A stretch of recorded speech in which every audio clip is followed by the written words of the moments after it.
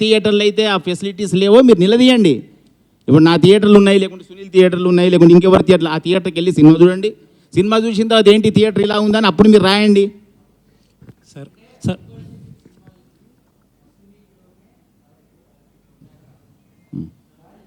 At the same time మీరు ఆ first వీక్లోనే ఆ పర్సంటేజ్ ఎక్కడ అమలు చేస్తే కనుక కదండి హై బడ్జెట్ సినిమా అంటే ఇవాళ ఎక్కడ ఉంది? తెలుగు ఉందా, ప్యాన్ ఇండియా ఉందా? మీరు నాకు ఆన్సర్ చెప్పండి. హై బడ్జెట్ మూవీ తెలుగు సినిమానా, ప్యాన్ ఇండియా సినిమానా?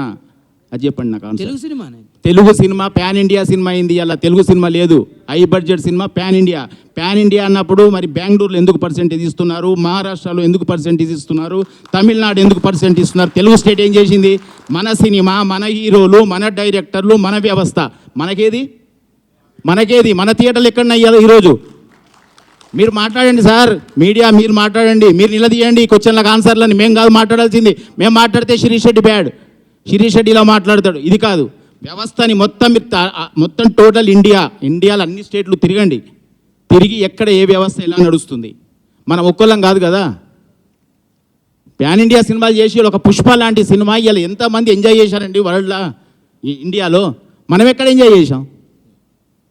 మనకేంటి చెప్పండి? వాళ్ళు ఎంజాయ్ చేస్తున్నారు. ఇప్పుడు అక్కడ పోయి అందరికి పర్సెంటేజ్ ఇచ్చి వస్తున్నాం కదా. మేము గేమ్ చేంజర్ చేసాం, మేము ప్యాన్ ఇండియా సినిమాలు చేస్తున్నాం, మేము ఇప్పుడు హిందీలో సల్మాన్ ఖాన్తో సినిమా చేస్తున్నాం. అంటే ఎంత పాన్ ఇండియా సినిమా అయినా తెలుగు స్టేట్స్లో వచ్చే డబ్బు వేరు, మిగతా దాంట్లో ఇప్పుడు మీరు అన్నట్టు బెంగళూరులో ఇస్తున్నారు, లేకపోతే తమిళనాడులో ఇస్తున్నారు అంటే నెంబర్ ఆఫ్ థియేటర్స్ తక్కువ అయి ఉండొచ్చు. ఇంకా అక్కడ దేర్ ఈజ్ నో ఆల్టర్నేట్ అయి ఉండొచ్చు. కానీ కావాల్సిన డబ్బే ఇక్కడ. ఒక నిమిషం, నేను ఆన్సర్. ఆల్టర్నేట్ ఎందుకయింది?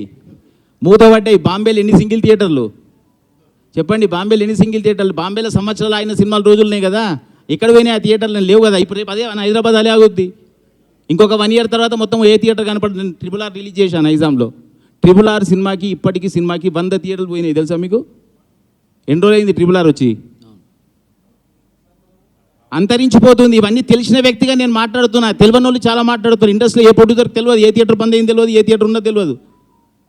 మేము మాట్లాడుతున్నాం, పోతుంది. ఎందుకంటే డిస్ట్రిబ్యూషన్లో ఉన్నాం మేము. ఇంక ఉండాలి వ్యవస్థలో. ఇక్కడ డిస్ట్రిబ్యూషన్ అయితే మూసుకోలేం కదా. సో అంటే బీయింగ్ ఏ ప్రొడ్యూసర్, మీరు ఇప్పుడు ఒక 100 కోట్ల సినిమా తీసారు అనుకుందాం.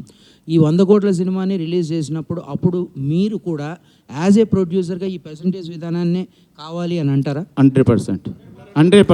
ఎందుకంటే అని అంటున్నానంటే మీకు ఇది చెప్తా. వ్యవస్థ మారాలంటే ఇక్కడికి వెళ్ళి మారాలి, పైనుంచి మారదండి, ఇక్కడ నుంచే మారాలి. పాలిచ్చేవాడు పాలేరయ్యాడు. ఇవాళ వ్యవస్థ ఇక్కడ నుంచి స్టార్ట్ అవుతుంది, రెవెన్యూ ఇక్కడికి వెళ్ళి మొదలవుతుంది, థియేటర్ నుంచి రెవెన్యూ మొదలవుతుంది. కానీ ఇలా ఓటీటీకి పోయిన తర్వాత ఓటీటీ ఇంపార్టెంట్ అయింది, థియేటర్ చిన్న చూపైంది.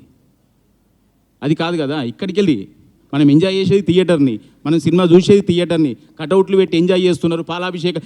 ఎందుకంటే అంతదాకా ఎందుకు? రిపీట్ రన్ సినిమాలు ఫుల్స్ వస్తున్నాయి కదా.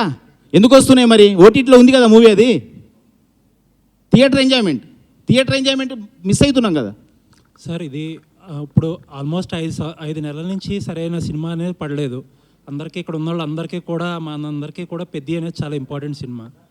ఆ ప్రొడ్యూసర్లు ఏమో పర్సంటేజ్ సిస్టమ్కి మేము వ్యతిరేకమని ఓపెన్గా డైరెక్ట్ ఇంటర్వ్యూలో ఇస్తున్నారు కదా ఆయన టీవీలో. మరి ఏంటి దీనికి సొల్యూషన్ ఏంటి? ఎందుకంటే ఇంకా చాలా దగ్గరకు వచ్చేసింది. అంటే సొల్యూషన్ ఏం లేదండి. యాక్చువల్లీ మేమైతే పర్సంటేజ్ విధానం అని లాస్ట్ మంత్ ఫస్ట్ నుంచే స్టార్ట్ అయినాయి. లాస్ట్ మంత్ నుంచి అయితే కంప్లీట్గా పర్సంటేజ్ సిస్టమ్ తప్ప మేము రెంటల్ మీద సినిమా వేయట్లేదు. ఎగ్జిబిటర్స్ అందరు తీర్మానం చేసుకున్నారు. రేపు ప్రొడ్యూసర్లు అదే మంచి మనసుతో అందరు వచ్చేసి పర్సంటేజ్ విధానం మేము ఒప్పుకుంటున్నాం కానివ్వండి అన్నప్పుడు ఇండస్ట్రీ చాలా ముందుకెళ్తుంది. సార్ కౌన్సిల్ మీటింగ్లో ఇద్దరు ప్రొడ్యూసర్లో మీరు ఎవరైతే 22, 23 థియేటర్లు ఎవరైతే ఒక నోటీస్ పంపించారో, మీరు రన్ చేయలేకపోతే మాకు ఇచ్చేయండి థియేటర్స్, మేము రన్ చేసుకుంటామని అన్నట్టు తెలిసింది బయట వార్తలు వచ్చి. ఆ మాట వాళ్ళనంటే వాళ్ళు ఒప్పుకుంటారా అంటారా? అలా అది అది అది అనే మాట నేనా? మీరు చెప్పండి. వ్యవస్థను మార్చడానికి ఇదంతా అంటే ఎవరు మాట్లాడితే ఒక ప్రొడ్యూసర్ ఒకప్పుడు అన్నాడు నా ముందటనే, థియేటర్లు వర్కౌట్ అయితే లేవు అంటే మూసుకోండి అన్నాడు ఆయన. ఆ వ్యక్తి ఇప్పుడు లేడు, ఇండస్ట్రీకి వెళ్ళిపోయాడు, సినిమాలు బంద్ చేశాడు, తీయడం మానేశాడు. అది కాదు కదా. ఇప్పుడు ఒక పని చేస్తున్నప్పుడు ఇప్పుడు మీరు వచ్చి నాకు క్వశ్చన్ వేశారు, మీరు అడగకండి అంటే అది కాదు కదా. మీ పని మీరు చేస్తున్నారు, మా పని మేము చేస్తున్నాం. అందరి పని వ్యవస్థ నడవాలంటే అన్నీ సమవుజ్జిగా నడవాలి. సినిమా అన్నప్పుడు వాళ్ళు ఎందుకోసం తీస్తున్నారు, వీళ్ళు థియేటర్లో ఎందుకు వేస్తున్నారు? అందరూ బిజినెస్ ఇక్కడ ఇక్కడ మాకు వర్కౌట్ అయితే ఇప్పుడు ఇంకోటి మీరు ఒకటి గుర్తుపెట్టుకోండి, ఒక హీరోకి రెమ్యునరేషన్ అడిగే హక్కు ఉంది. ఒక నిర్మాతకు సినిమాను అమ్ముకునేటప్పుడు ఏ రేట్ అయినా సరే ఈ రేట్ నాది అని చెప్పిన హక్కు ఉంది. ఒక డిస్ట్రిబ్యూటర్కు ఒక థియేటర్లో టర్మ్స్ చేసేటప్పుడు ఈ టర్మ్స్ కావాలి అని అడిగే హక్కు ఉంది. ఎగ్జిబిటర్కి ఏ హక్కులు లేవా చెప్పండి? ఏ హక్కు లేదా? అంటే ఏంటి అసలు థియేటర్ ఇన్ని కోట్ల థియేటర్ని కట్టుకొని చేసి నాకు ఇది కావాలి అని అడిగితే సమస్యలు ఏంటండి? నాకు కావాలి అన్నప్పుడు ఎందుకు గొడవ? అంటే సార్ మీరు ఒక రిలీజ్ చేసిన ప్రెస్ నోట్లో ఫస్ట్ వీక్ ఇంత, సెకండ్ వీక్ ఇంత, థర్డ్ వీక్ ఇంత అని ఉంది. అంటే ఎయిర్ కూల్డ్ థియేటర్స్కి అదే పర్సంటేజ్, ఎయిర్ కండిషన్ థియేటర్స్ అన్ని ఎయిర్ కండిషన్లు ఎయిర్ కూల్డ్లు అవుతాయి కదండి ఇచ్చినప్పుడు జరుగుతాయి కదా. ఇప్పుడు అదే చెప్పాను మీకు ఇంతకుముందు. ఇచ్చిన తర్వాత ఏ థియేటర్ అన్నా బాగా లేనప్పుడు నిలదీసే హక్కు మీకు కూడా ఉంది కదా. మీరు ఇప్పుడు ఆ థియేటర్కి వెళ్ళి ఏంటి థియేటర్ ఇలా ఉంది మీరు రాస్తారు కదా, మీడియా మీరు రాస్తారు కదా, థియేటర్ ఇంత పర్సంటేజ్లు తీసుకొని ఇంత డబ్బు కలెక్ట్ చేసుకుంటున్నారు, తీరా చూస్తే సిటీలో థియేటర్లో ఏసీ సరిగా లేదు, సీటు సరిగా లేదు, సౌండ్ సరిగా లేదు, మీరే రాస్తారు కదా. అప్పుడు మీరు ఇంత పర్సంటేజ్ అని అంటున్నారు కదా, ఇప్పుడు ఇలా కాకుండా వయా మీడియాకి ఏమైనా ఫ్లెక్సిబుల్ థింగ్స్ కూడా మీరు ఆలోచించారా? అంటే వాళ్ళతో కూర్చొని ఇంత కాకపోయినా ఇంత ఈ సినిమాలో కాదండి. ఇప్పుడు ప్రాబ్లం ఏంటంటే చాలాసార్లు మీటింగ్లు అయినా మీకు గుర్తుండదు. అప్పుడెప్పుడు 21st నుంచి మేము థియేటర్లు బంద్ చేస్తామంటే పవన్ కళ్యాణ్ గారి సినిమాని టార్గెట్ చేశారా? వీరమల్ అప్పుడు గుర్తుందా? ఇలా కథ ఎప్పుడు ఏ సినిమాకు ఓ సినిమాకి టార్గెట్ అంటూనే ఉంటారు. ఇది ఎప్పుడు పరిష్కారం అవుతుంది చెప్పండి? అవును. తర్వాత ఛాంబర్ ఎవరు రెస్పాండ్ కాలేదు కదా. అదే అన్ని ఓపిక పట్టిన తర్వాతనే ఇప్పుడు తెలంగాణ ఎగ్జిబిటర్స్ తట్టుకోలేక అనే దానికి ఇంకోటి కూడా చెప్తున్నా. చాలామంది ఇప్పుడు సిటీలో ఇప్పుడు మీరు చెప్తూ చూసినా సౌండ్లు బాగలేవు, ఇవి లేవు, బాగలేవు అని. అవన్నీ ఎందుకోసం జరిగినాయి? వాళ్ళు మూత క్లోజ్ చేయడానికి రెడీ ఉన్నారు. వాళ్ళు పర్సంటేజ్ విధానం రాలేదనుకోండి మేము మూసేస్తామంటున్నారు. పర్సంటేజ్ విధానం వచ్చింది మేము రెన్యువేషన్ చేస్తాం. చాలామందికి నేను పొద్దున్న లేస్తే ఫోన్ కొడతాను, ఏమంటే ఆ థియేటర్ బాగా చేయండి, అది చేయండి సార్, మీరు పర్సంటేజ్ సిస్టమ్ వస్తే నా థియేటర్ నడుస్తుంది, లేకపోతే నేను థియేటర్ బంద్ చేస్తున్నా. ఏం చేయమంటారు చెప్పండి? థియేటర్లు బంద్ చేపిద్దామా? 100%. మేము ఇంకోటి మీకు చెప్పడం మర్చిపోయాం. అది బేసిక్లీ ఇంకోటి కూడా చెప్పడం మర్చిపోయాం. మా తీర్మానంలో అది కూడా ఉంది. థియేటర్ రేట్లు పెంచాం. ఇది ప్రేక్షకులకు మేము ఇస్తున్న భరోసా. థియేటర్లను ఇక్కడ నుంచి మాత్రం టికెట్ రేట్లు గవర్నమెంట్ జీవో ఇచ్చిన థియేటర్ల రేట్లు పెంచాం. అది ఇప్పుడు తీసుకుంటామండి డిసిషన్. పాత జరిగినాయి, ఎన్నో జరిగిపోయినాయి. ఇప్పుడు అవన్నిటికి సమాధానం చెప్పలేం కదా. ఇప్పుడు ఇక నుంచి మాత్రం లేదు. ఇంకా లాస్ట్ 2 years బ్యాక్ శిరీష్ గారు మాకు థియేటర్లో VPS ఛార్జెస్ పెరిగిపోయినాయి, మేము దాన్ని తీసేయాలని చెప్పి థియేటర్లు బంద్ చేశారు దాదాపు 1-2 నెలల పాటు. ఆ VPS ఛార్జెస్ ఎక్కడ లేవు, మన దగ్గర మాత్రం ఎక్కువగా ఉన్నాయి. దాని మీద మీరు ఎప్పుడు ఏం మాట్లాడాలి? ఇప్పుడు అన్ని ఒకటి ఇప్పుడే కదా స్టార్ట్ చేసింది. ఇప్పుడు ఒకటి అయితే కదా తర్వాత నెక్స్ట్ దాని మీకు వెళ్తాం. ఇక్కడే అయిపోతుంది. దీన్ని తీసుకురావడానికే చాలా కష్టం అవుతుందండి. ఎన్నేళ్ళు అయింది ఇది.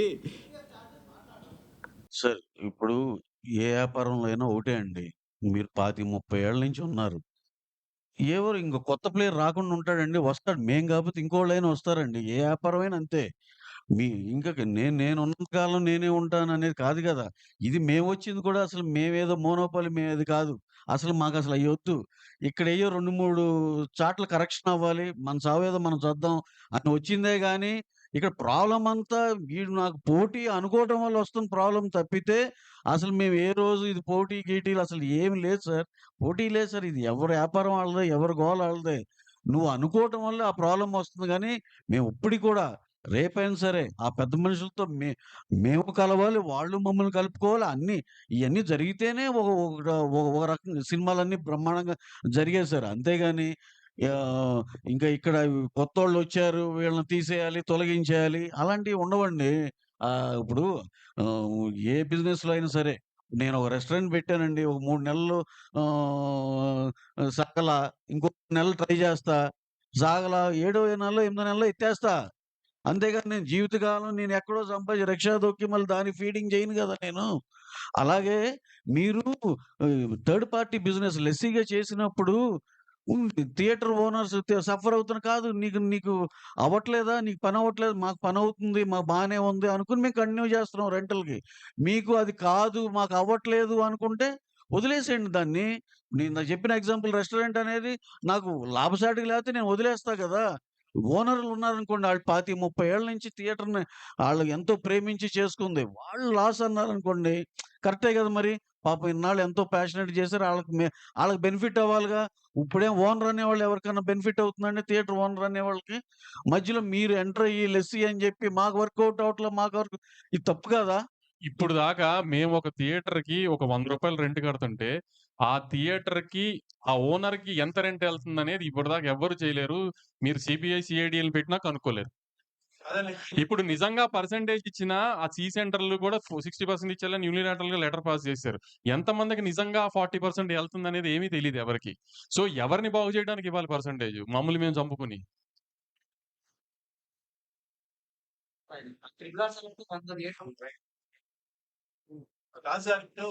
కాదండి.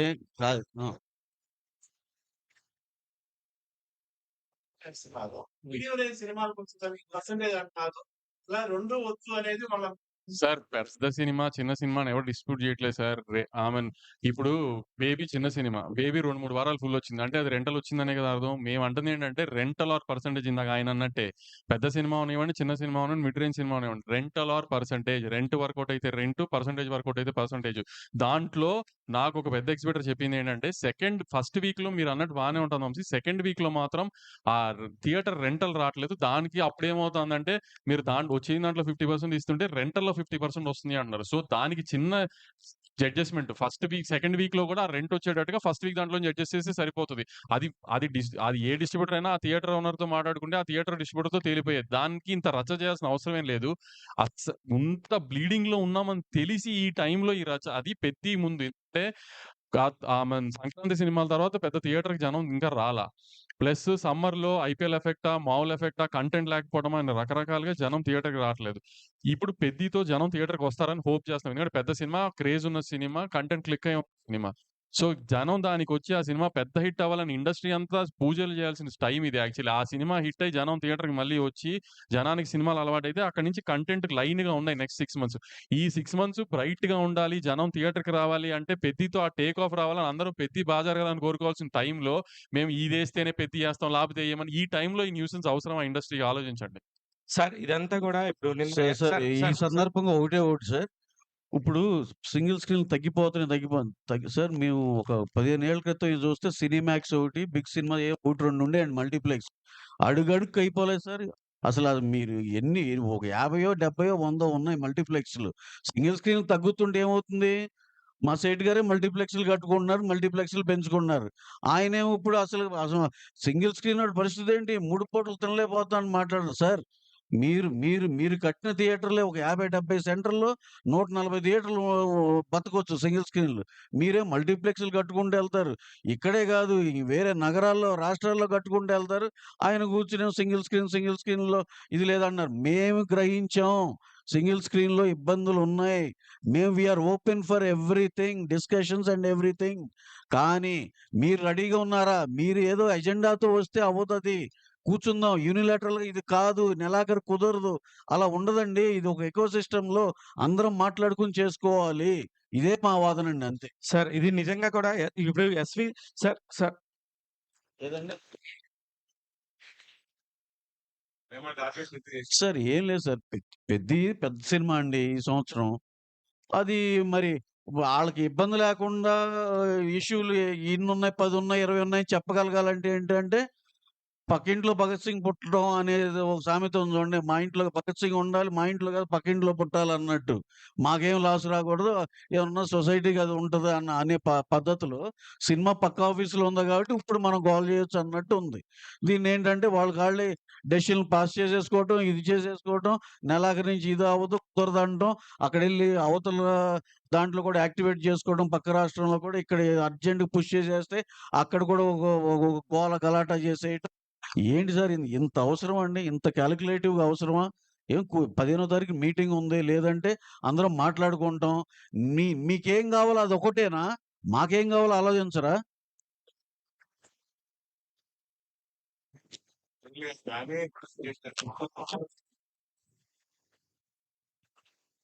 అదే మాకు ఏం అర్థం కాదు. పర్సెంటేజ్ మాత్రం ఇమ్మీడియేట్‌గా 'పెద్ది' నుంచి కావాలంటున్నారు. మేము అడిగే థియేటర్స్ డెవలప్‌మెంట్, ఇప్పుడు సింగిల్ స్క్రీన్స్ ఏదైతే మీరు ప్రాబ్లమ్ అంటున్నారో అయన్నీ డెవలప్ చేయండి. మల్టీప్లెక్స్ 55% 53% మీరు 60% కావాలంటున్నారు. సో, ఆ ఇవ్వండి. దాన్ని బట్టి మాట్లాడదామంటే రెనోవేషన్‌కి టైం పడుతుందంటున్నారు. రెనోవేషన్‌కి టైం పట్టినా పర్లేదు గానీ రెనోవేషన్ మీకు టైం పడుతుందో మాకు టైం పడుతుంది. ఎందుకంటే మాకు ఆంధ్రప్రదేశ్ సినిమాలు కాస్త కూడా సార్ వంశీ గారు అండ్ రవి గారు, ఇప్పుడు ఇది బయట చూస్తున్న వాళ్ళందరికీ కూడా కొత్తగా ఎస్విసి అండ్ ఏషియన్ ఫిలిమ్స్ వాళ్ళు ఒకటైపోయి, మైత్రి వాళ్ళు సితారా వాళ్ళు ఒకటైపోయారు. వీళ్ళిద్దరి మధ్య జరుగుతున్న ఇది వారు దీనికి సంబంధించి అన్నట్టుగా బయట ప్రొజెక్ట్ అవుతుంది సార్. ఇది అంటే కాదు కాదు నిజంగా అసలు సితారాకి ఒక థియేటర్ లేదు. సితారాతో వార్ ఎందుకు? అంటే సార్ ఇలానే కూడా సార్ ఇలానే కాదు సార్, ఇందాక ఫస్ట్ నుంచి మీరు నైజాం ఒకటి చెప్తాను సార్ దీనికి. నిజంగా మాకు ఇప్పుడు ఒక సినిమా తీస్తున్నామండి. లాసు లాభం పడుతున్నాం. ఏంటో లెక్కలేసుకోవాలి. డిస్ట్రిబ్యూషను, ఓన్ డిస్ట్రిబ్యూషన్ చేయాలి. ఆ సినిమా బాగుంటే అన్నీ బాగుంటాయి. లేకపోతే ఇది ఇది. అదే మోడల్‌లో మా రాజుగారు చేసేవాళ్ళండి. ఆయన ఆయన సే ఆళ్ళ ఆయన చేశాడండి. ఒక దీనిలో సినిమాని కొనేవాళ్ళు. ఎన్ఆర్ఐ కొనేవాళ్ళు. ఇది ఇది. కళామ తల్లికి మన సినిమా రంగానికి ఆయన నిజంగా డెఫినెట్‌గా ఆయన ఆయన ఆయన కాంట్రిబ్యూషన్ ఆయన చేశారు. ఆ ఆఫీస్ చేసింది. ఏది ఆ పాత దీనిలో. పక్కన ఆయనేంటండి అసలు ఏమన్నా సంబంధం ఉందా? నువ్వు స్క్రీన్‌ల మీద స్క్రీన్‌లు పెంచుకుంటా ఎళ్లి 250, 230 పెంచేసుకో నువ్వు. నువ్వు వచ్చిన డబ్బంతా లోపలేసేసుకో. ఇప్పుడేంటి అక్కడ కూర్చొని ఆ చైర్‌లో కూర్చొని ఇదేంటి ఇది అన్యాయం జరుగుతుంది. సింగిల్ స్క్రీన్ అన్యాయం అవుతుందని మాట్లాడితే ఆయనకుందండి. ఆ అర్హత ఆయనకుంది మాట్లాడటానికి. ఎందుకంటే వాళ్ళు కొన్నారు. శిరీష్ అన్నకి అంటే ఎస్విసి ఆఫీసు ఎన్ఆర్ఐ సినిమాలు కొన్నారు ఇప్పటిదాకా. సో శిరీష్ అన్నకి కష్ట సుఖం తెలుసు. హిట్ అయితే ఫ్లాప్ అయితే మంచి మైక్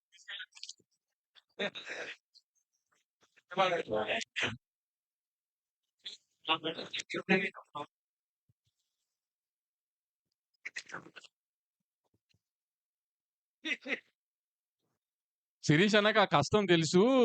పక్కనున్న ఇంకొక ఐ మీన్ 300 స్క్రీన్‌లున్న కష్టాల్లో ఉన్న ఎగ్జిబిటర్‌కి ఈ కష్టాలు తెలియకపోయినా ఇయన్నీ చెప్తున్నారని రవణ్ ఉద్దేశం.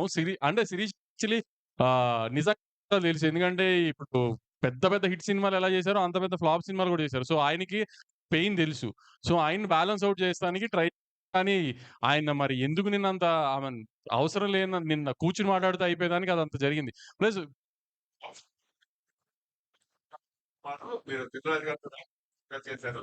ఎందుకు మళ్ళీ ఇటు మైత్రికి మారాల్సి వచ్చిందంటే ఏంటి రోజు ఒకటే రెస్టారెంట్‌లో తినాం గదా! అప్పుడప్పుడు మారతాం గదా! అలానే మూడొచ్చింది మారాలనిపించింది మారాను అంతే. అది మీరు రాజు గారిని, శిరీష్ అన్నని అడగాలి. అది నాకు తెలీదు గదా!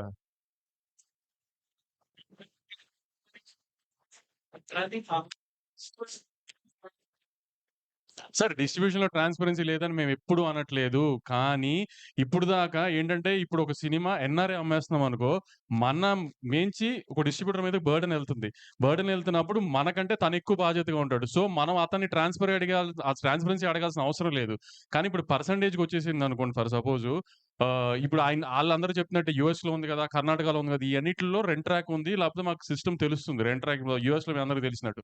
సో అట్లానే మాకిప్పుడు పర్సెంటేజ్ మీదకెళ్తుంది కాబట్టి మీరన్నట్టు ఫుట్‌ఫాల్ పెరిగినా, థియేటర్స్ వల్ల బాగుపడుతున్న అన్నీ జరిగినా, మాకు ఆ రెవెన్యూ సైడ్ ఎంత పెరిగిందో తెలియాలి కాబట్టి, మాకు ఆ ట్రాన్స్‌పరెన్సీ కోసం రెంట్ ట్రాక్ కావాలి అంటున్నాం. ఇప్పటిదాకా ఏంటంటే మరి పర్సెంటేజ్ వచ్చిన తర్వాత వేరు, రెంటల్‌లో ఉన్నప్పుడు వేరు గదా! రెంటల్‌లో ఉన్నప్పుడు డిస్ట్రిబ్యూటర్ రిస్క్ ఎక్కువ గదా! అదే మేము అదే అంటున్నాం. అయన్నీ మీరు తెచ్చేస్తే ఎంత తొందరగా కుదిరితే అంత తొందరగా అప్పుడు మేము ఇయన్నీ గూడా కూర్చొని అక్రాస్ ద టేబుల్ సాల్వ్ చేసుకొని ఎలా చేద్దాం చేద్దాం. సార్. ఇయన్నీ ఇయన్నీ ప్రాబ్లమ్ ఏం కాదు సార్. దేనికి రోడ్ బ్లాక్ కాదండి. ఏది అది తేలేదు కాబట్టి ఇది చేయలేదు. ఈ రోడ్ బ్లాక్‌లు కాదండి. Which is pretty much achievable. డెఫినిట్‌గా ఒక టైమ్ ఫ్రేమ్‌లో ఆ థియేటర్‌లో ఆ ఫెసిలిటీ పెట్టుకోవచ్చు. అది అందరికి కాన్ఫిడెన్స్ ఇవ్వచ్చు హ్యాపీగా.